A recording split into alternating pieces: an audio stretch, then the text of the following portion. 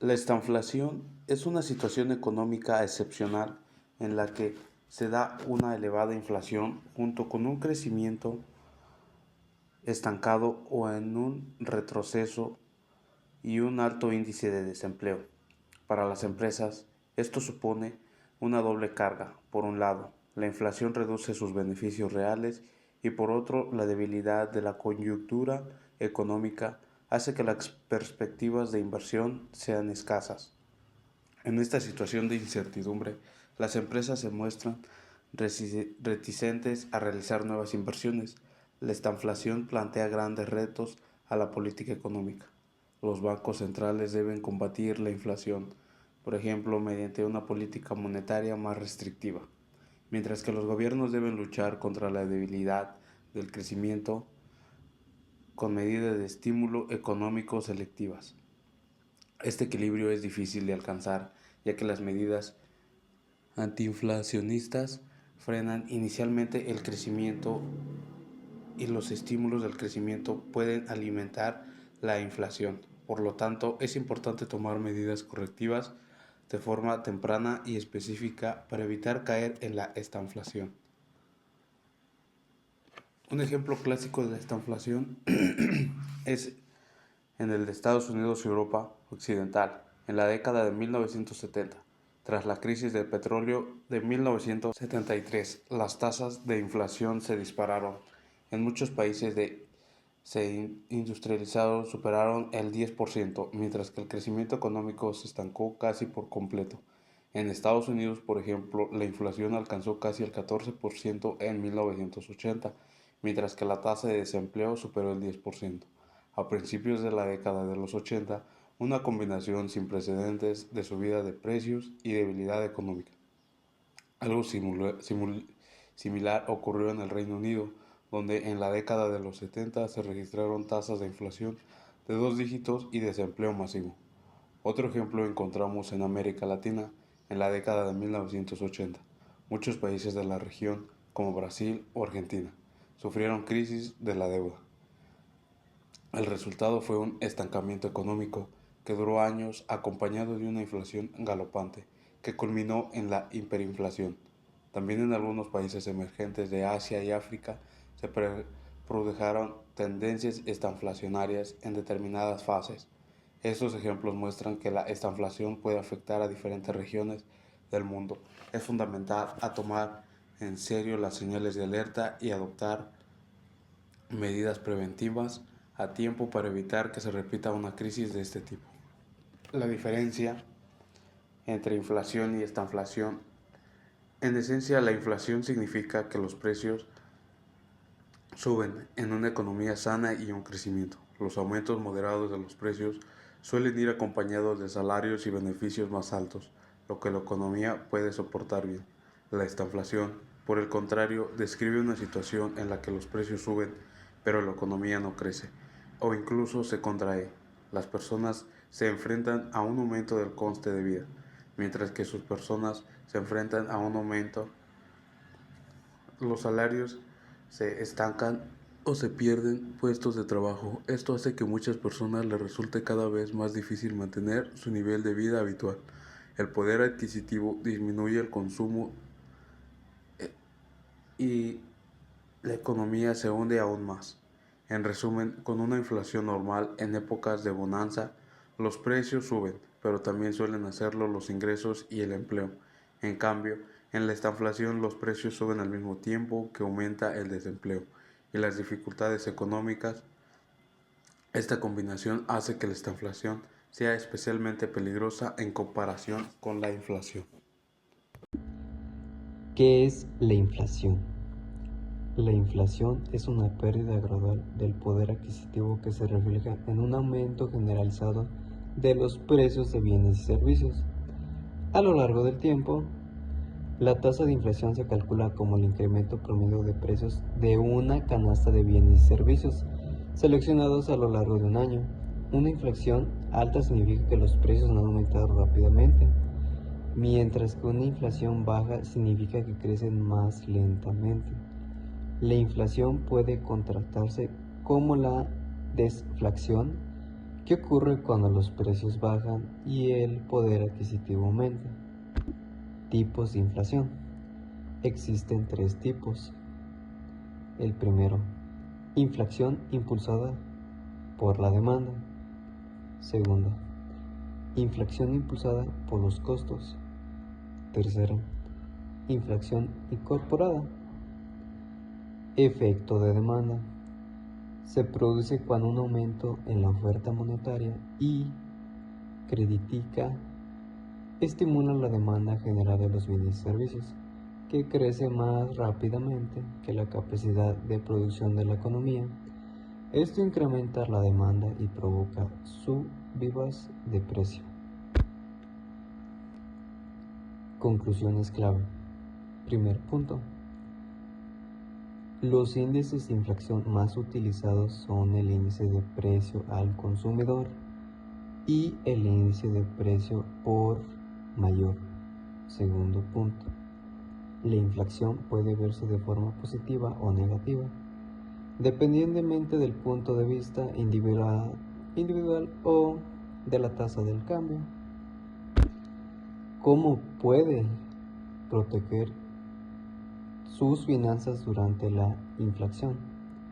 Bueno, existen diversas medidas que las personas pueden tomar para proteger sus finanzas de la inflación. Por ejemplo, se puede optar por diversas clases de activos que superen el rendimiento del mercado durante el periodo de inflacionarios. Estos podrían incluir materias primas como los cereales, carne de res, petróleo, electricidad, gas, etc. Los precios de las materias primas suelen ir a un costo por adelante de los precios de los productos, y su aumento suele considerarse a un indicador de los funcionarios a una futura materia, como son que también se puede ser o ver fácilmente afectadas por desastres naturales, factores geopolíticos o conflictos. Ventajas y desventajas. Sus ventajas. A las personas que tienen activos tangibles como propiedades o materias primas almacenadas como cotizados en su modelo local, tal vez los intereses ver cierta inflación, ya que estos aumentan el precio de sus activos, que pueden ver a un tipo de interés más alto. Sus desventajas. Los compradores de los activos podrían no estar satisfechos con la inflación, ya que estos se verán obligados a desembolsar más dinero.